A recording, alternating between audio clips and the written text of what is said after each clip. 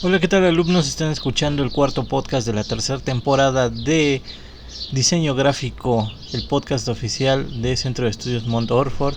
Les saluda como siempre el profesor Oscar Alanís, deseándoles que tengan una muy llevadera pandemia. Y pues vamos a hablar en esta ocasión un poco acerca de la calidad y el color en las imágenes.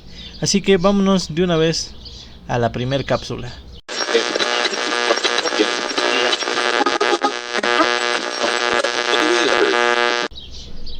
La calidad de una imagen varía en función de su procedencia.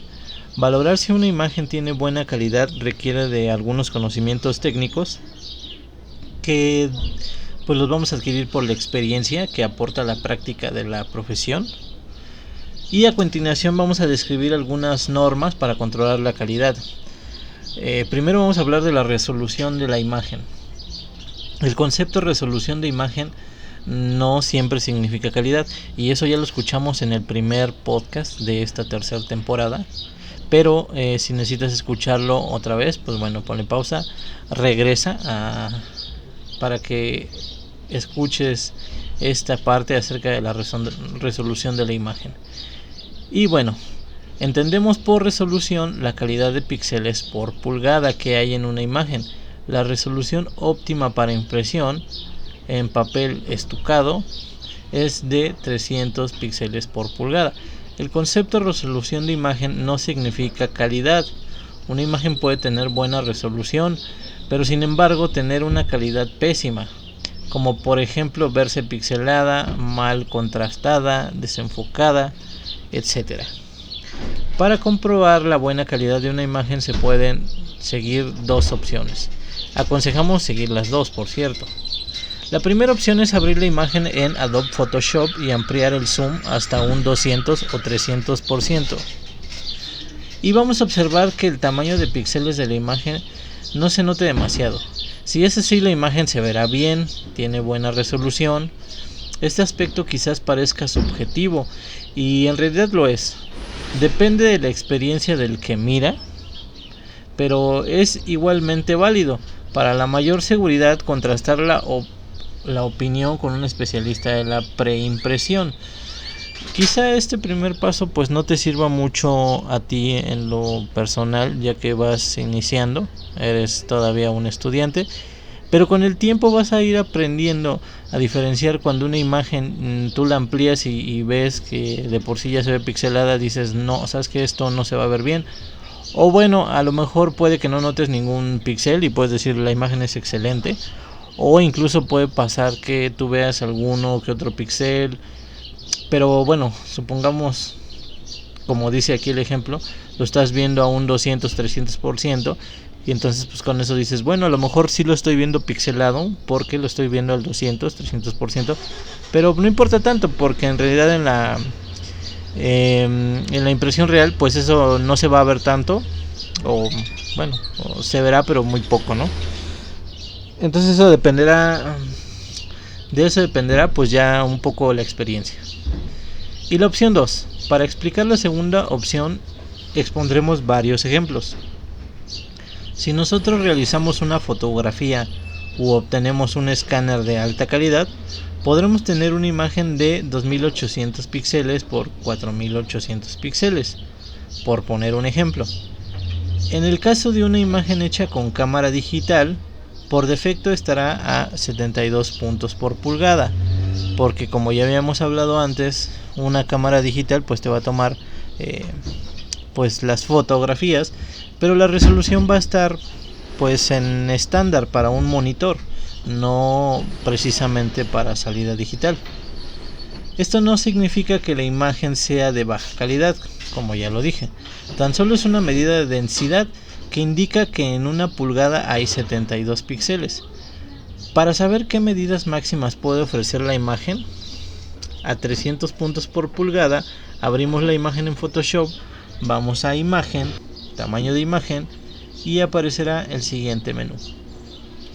Como puedes ver, en la primera zona del recuadro nos indica la cantidad de píxeles que tiene la imagen a lo ancho y a lo alto.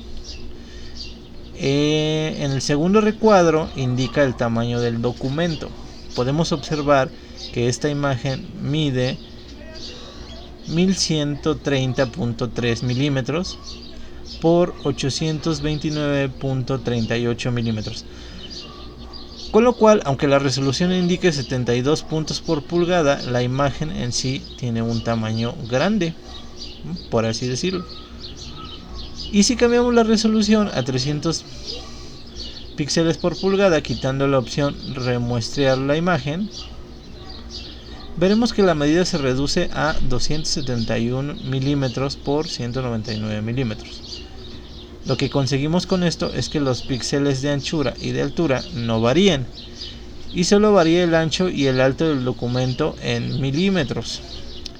Lo que estamos variando es la densidad de píxeles, es decir, cuántos caben en una pulgada. Y al haber más densidad, el tamaño en milímetros pues se reduce. De igual manera, si cogemos una imagen de la web, por ejemplo 600 por 800 píxeles, y en Photoshop escribimos 300 píxeles por pulgada en la casilla resolución, vamos a observar lo pequeñas que parecen las medidas. Podemos forzar la resolución, remuestreando la imagen, pero evidentemente si de origen no tiene calidad, pues al hacerlo más grande, pues no va a ganar de ninguna manera resolución. Al contrario, se va a notar más que es una imagen de baja resolución. La resolución de las imágenes es un tema que afecta directamente a la calidad del producto, pero a nivel de producción no afecta en nada. Se pueden imprimir imágenes en baja resolución. Otra forma de controlar si una imagen es correcta o no es realizar un PDF en alta calidad desde el documento original y acercarse con la lupa del visor de PDF hasta aproximadamente un 300%. Si acercándonos hasta ese punto se aprecian notablemente los píxeles de la imagen, significa que no tiene una resolución óptima. Y el resultado impreso será aproximadamente igual a como se ve en pantalla con ese zoom. ¿Por qué? Bueno, pues porque los errores se notan más en el papel. Es por eso que nosotros en pantalla lo tenemos que poner a un 300% para darnos más o menos una idea de cómo se vería impreso en el papel. Cuando estamos trabajando con tintas Pantone, podemos tener dos resultados diferentes y voy a describir el primero. Imágenes utilizando dos tintas, una de ellas un Pantone, por ejemplo vamos a decir un color rojo, más el negro, vas a obtener como resultado una imagen duotono o bitono. ¿Qué quiere decir esto? Imagínate una imagen que es en blanco y negro, pero que aparte de tener escala de grises, tiene matices de rojos, por ejemplo. No es solamente que haya grises, sino que los grises se pueden combinar con el rojo y dar como resultado, pues no sé, tonos así como guindas, por ejemplo. Ese es uno de los resultados que se dan combinando tintas Pantone con otras tintas. Pero hay otro ejemplo diferente. Imágenes con dos tintas, o sea, Pantone y otro Pantone, dan como resultado un multicanal. ¿Cómo es esto? Bueno, pues entonces aquí se obtiene una imagen que va a funcionar como blanco, por así decirlo, y otra tinta Pantone que va a funcionar como negro. Y entonces el resultado de la mezcla de estos dos pues va a ser diferente a lo que dijimos en un principio, duotono o bitono. Mejor no diseñar fotos con pantones y transparencias encima, la verdad. Trata de evitarte problemas, sobre todo cuando manejes estas tintas. En primero porque, como ya te había comentado, es medio difícil trabajar con las tintas Pantone mezcladas. Y si a eso le sumamos que no sé, le quieras agregar semitransparencias o que se junten unas tintas con otras, la verdad es que el resultado puede ser hasta cierto punto muy incierto, ¿no? No existen catálogos como tal de colores que te indiquen qué mezcla resulta de uno con otro. La verdad es que las tintas Pantone incluso no están hechas para ese fin, por lo cual pues lo mejor será no utilizarlas de esa manera.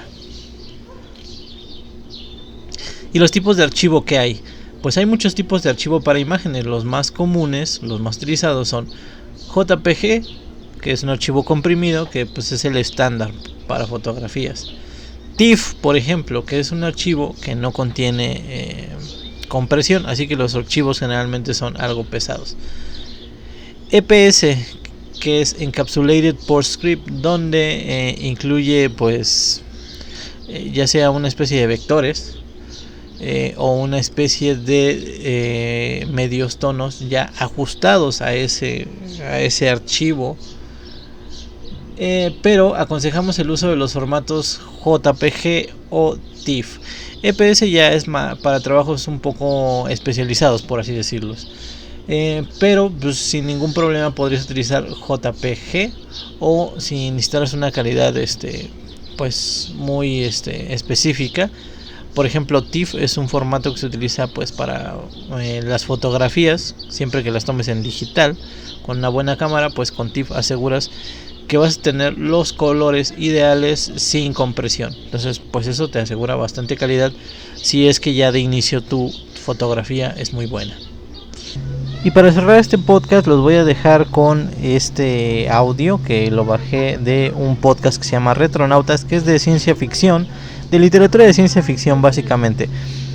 Pero bueno, a un año de iniciado esto de la pandemia en México, pues vamos a recordar a Juan Jiménez, que es un ilustrador que se hizo mundialmente famoso pues por sus ilustraciones para cómics y pues todo lo que tiene que ver relativo a la ciencia ficción, ¿no?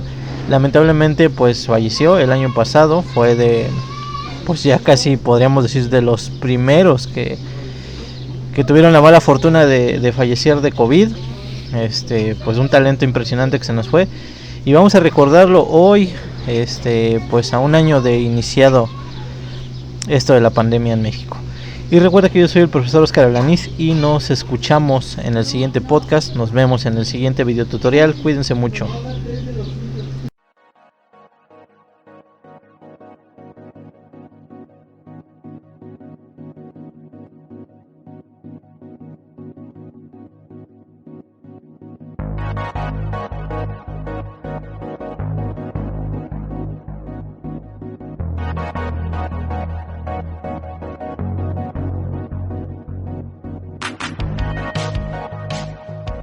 Saludos queridos amigos y bienvenidos a este pequeño espacio de los micronautas, que en esta ocasión y por la situación que estamos viviendo publicaremos desde los retronautas libre para que todos podáis escucharlo durante este confinamiento.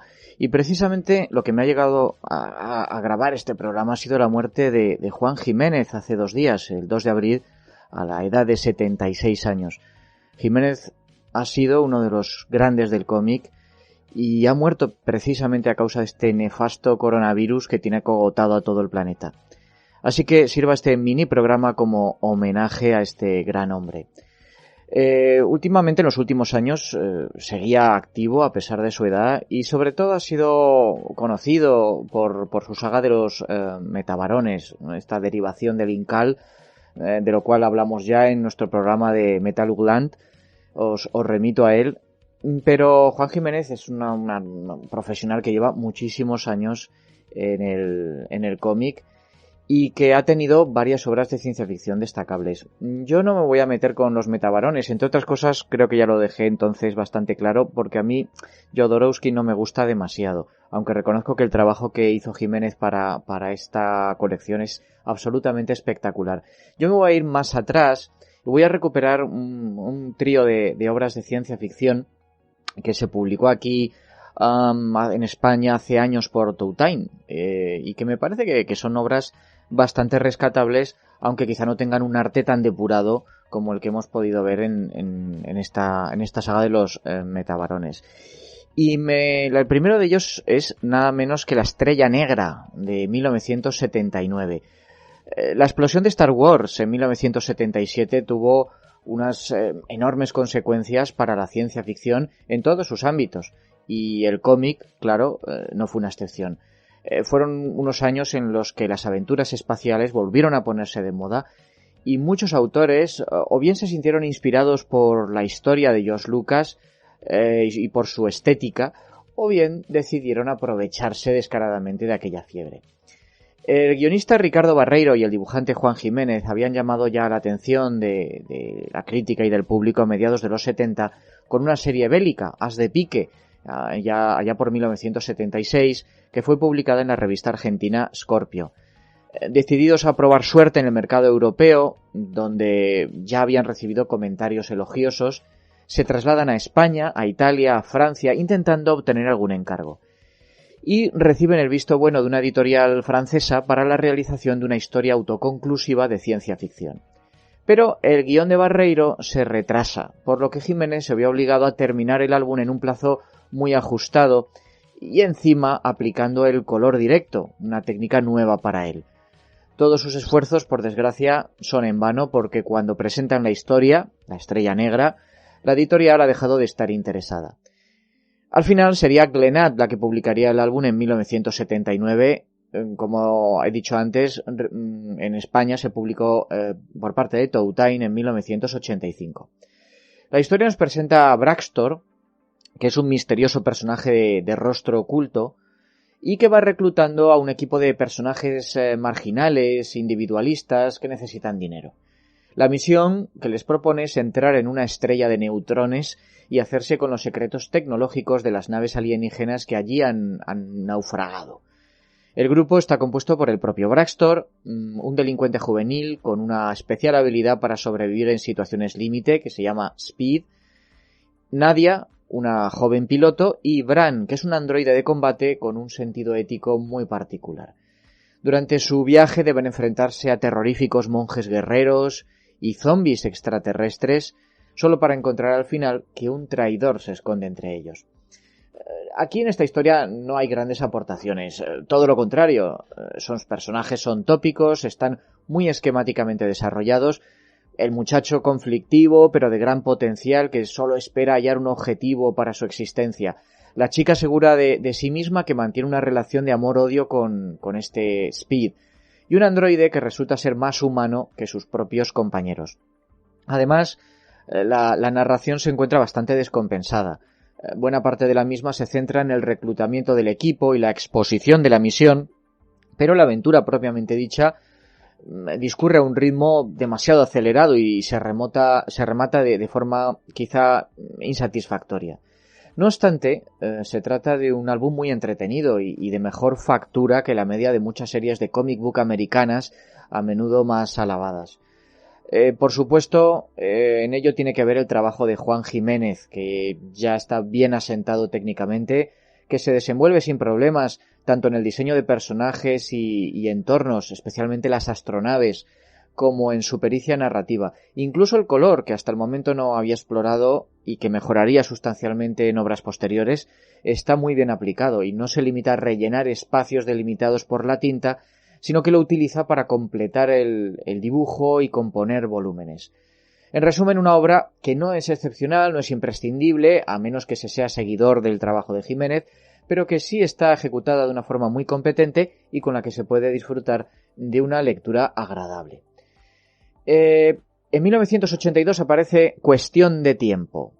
Esto de viajar hacia atrás en el tiempo es, claro, una posibilidad fascinante, pero tiene sus riesgos. Y eso es algo que han reconocido la mayor parte de los autores que han tratado el tema. Por ejemplo, se puede cambiar la historia con consecuencias catastróficas, o igual de malo, puede uno convertirse en parte de ella o quedar atascado en un pasado alternativo. Pero imaginemos por un momento que en el futuro el viaje temporal se convierta en una realidad, puede que incluso cotidiana. El tipo de errores al que nos llevaría nuestra defectuosa naturaleza humana tendrían probablemente poco de épico. Al contrario, el descuido, la desidia, la intriga burocrática, el cansancio, la mala fe o el simple azar darían lugar a situaciones absurdas, chuscas, risibles, pero no por ello de consecuencias menos trágicas. Y eso es lo que Juan Jiménez nos ofrece en esta compilación de historias cortas, la cara más proletaria del viaje en el tiempo. Por ejemplo, en la historieta Bricolaje, Un individuo que ha comprado un kit casero de viaje en el tiempo descubre que la única forma de saltar en la corriente temporal es experimentando estrés mental, pero eso solo le sirve para ponerse en una situación mortalmente peligrosa tras otra. En 3D Sex nos cuenta el trágico y estúpido destino de dos reporteros televisivos enviados a la Francia prerrevolucionaria en busca de María Antonieta. Express narra una conspiración en el seno de la burocracia temporal para borrar los rastros de un delito utilizando una paradoja temporal. En Entropía hay un suceso casual e inexplicable, que es la fusión de dos líneas temporales en las que tienen lugar acontecimientos similares. Y en 8,5 nos ilustra sobre los peligros de dejar tecnología temporal en manos de un desequilibrado. Por último, en Cronología nos advierte sobre las alteraciones en la línea cronológica que podrían causar los arqueólogos que viajaran al pasado para completar sus investigaciones. Son historias cortas, directas, con desenlace sorpresa y teñidas de humor negro, muy en la línea de los antiguos cómics de la editorial EC en la década de los 50. El único inconveniente es que esa misma brevedad no le permite a Jiménez nada más que narrar la anécdota. No hay tiempo para perfilar mínimamente a los personajes, que no dejan de ser meros peones con la misión de llevar la historia hasta su conclusión. Por otra parte, es un defecto disculpable si tenemos en cuenta que fueron los primeros pasos de Juan Jiménez como autor completo tras su etapa argentina y su entonces reciente incorporación a la plantilla de autores que publicaron para la editorial española Toutain a comienzos de los 80. En el aspecto gráfico, Jiménez era ya entonces un autor, de primera línea, con un estilo hiperrealista que no pasaba desapercibido. Gran aficionado al mundo de la aviación, no pierde oportunidad para dibujar escenas aéreas en las que se mezclan aviones de época y artefactos futuristas, plasmadas siempre con un detalle muy minucioso. Si bien es cierto que su atención a otros aspectos como los fondos o la ambientación general no están a la misma altura. La paleta de colores se basa en tonos fríos, grises metalizados, azules difuminados, blancos lechosos, que contribuyen a construir un ambiente irreal, como si la acción se desarrollara en una especie de limbo de contornos indefinidos. Cuestión de tiempo, en definitiva, es una colección de relatos de buena factura, no particularmente memorables, pero sí de una lectura rápida y muy agradable, y sobre todo para amantes de esa ciencia ficción sucia que evita el heroísmo grandilocuente. Y vamos con la última. Aparece en 1989 y se titula Basura, quizá la mejor del trío. A mediados de los años 60, las pesadillas del apocalipsis nuclear que habían visitado con tanta frecuencia la ciencia ficción empezaron a ser sustituidas por visiones de un futuro en el que la Tierra se había convertido en un lugar hostil al hombre debido precisamente a la acción del hombre. Superpoblación, polución ambiental, una industrialización descontrolada que provocaba enormes problemas medioambientales y un modelo económico basado en el consumo y la producción de elementos desechables dibujaban perspectivas muy poco halagüeñas. Y precisamente el subproducto de esas tendencias sociales y económicas, la basura, es el que da título a este álbum que ahora comentamos. A más consumo, más basura, y a más población, más basura, a más industrialización, más basura. Si extrapolamos esto ad infinitum, lo que tenemos es un planeta como el que imaginan en esta ocasión Carlos Trillo al guión y Juan Jiménez al dibujo. Un mundo arrasado más allá de cualquier capacidad de regeneración y cubierto de montañas de desperdicios de todas las formas, clases y tamaños, en lo que antaño fuera la exuberante Sudamérica, que ahora está ahogada por vapores y neblinas que ocultan el sol y apagan los colores. Existe una élite que sobrevive aislada del mundo exterior, recluida en grandes ciudades estancas, donde se obsesionan paradójicamente por la limpieza. Un complejo sistema de canalización lleva sus vertidos a grandes basureros, donde una multitud de desahuciados tratan de encontrar en ellos su sustento diario. La primera parte del álbum se centra en describir al lector la dureza de esa tierra del futuro a través de una serie de escenas que van desde las cuevas abiertas en los colosales vertederos a las ruinas de las antiguas ciudades y terminando en unas breves pero eficientes pinceladas que retratan el ambiente aséptico e inhumano de Ciudad Blanca, el hogar de la élite. La historia arranca de verdad cuando un miembro de esa élite es juzgado por su tendencia al escepticismo y disentir de las sagradas escrituras de después del desastre que defienden con fanatismo la jerarquía. Su castigo es el exilio a los vertederos, una condena equivalente a la muerte porque su organismo no está preparado para resistir ese infecto medio ambiente que allí le espera. Sin embargo, contra todo pronóstico no solo sobrevive, sino que los nativos, por llamarlo así, le toman por un enviado divino que ha llegado para salvarles. Él quiere regresar a Ciudad Blanca y entonces, convertido en un redentor, convence a sus adoradores para reunir un ejército y marchar contra aquella. El guionista Carlos Trillo no demuestra aquí una gran opinión de la naturaleza humana. No es la única obra en la que pone esto de manifiesto. Ahí recomiendo, por ejemplo, ya hablamos de esta obra, El último recreo. Hablamos creo que fue en un tricorder dedicado a Horacio Altuna. Sus guiones a menudo inciden en los peores rasgos de nuestra especie. Sus protagonistas son muy humanos y por tanto muy imperfectos, pero tratan de mantener su integridad en un mundo infestado de egoísmo, tiranía, mezquindad, violencia y codicia. Y Basura está precisamente en esta misma línea, porque lo que tenemos aquí no es tanto una advertencia sobre las devastadoras consecuencias medioambientales y sociales de una civilización que es básicamente una productora de desperdicios, sino una alegoría de la opresión y la explotación de los débiles por parte de los poderosos.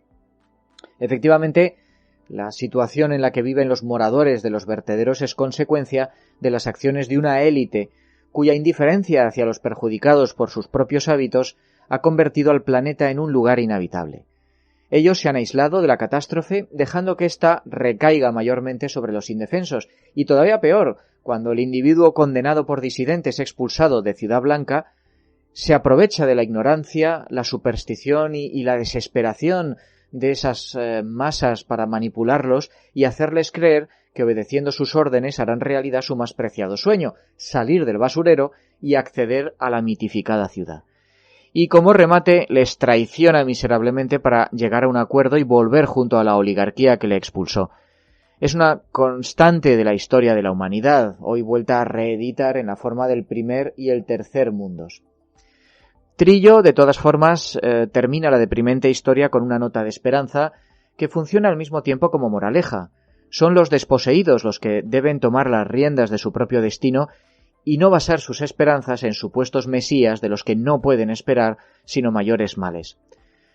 Por otra parte, tampoco los habitantes del basurero están libres de toda culpa. Vivir en la miseria más absoluta no les ha impedido establecer una suerte de jerarquía social que cultiva la desconfianza hacia el extranjero y la insolidaridad. Quizá el principal problema de Basura resida en que no existe un auténtico protagonista que sirva de hilo conductor y de gancho emocional del relato. Al comienzo de la historia se nos presentan a Alma y Mempo, que son dos de los supervivientes del vertedero. Enseguida se nos sugiere que tienen una relación un tanto difícil. Por alguna razón, el cuerpo joven de Alma no ha resultado afectado por las toxinas del entorno. En cambio, Mempo, como la mayoría de sus congéneres, lleva en su rostro y sus extremidades la marca de la radiación y los venenos entre los que debe vivir. Se deja claro que Mempo está enamorado de su compañera de vagabundeos, pero no sabemos si ella en realidad lo considera como algo más que un amigo. Lo que pasa es que ambos personajes quedan en un segundo plano en cuanto aparece el Salvador de Ciudad Blanca, y su peso en el desarrollo de los acontecimientos y el análisis de su relación se diluye hasta casi desaparecer.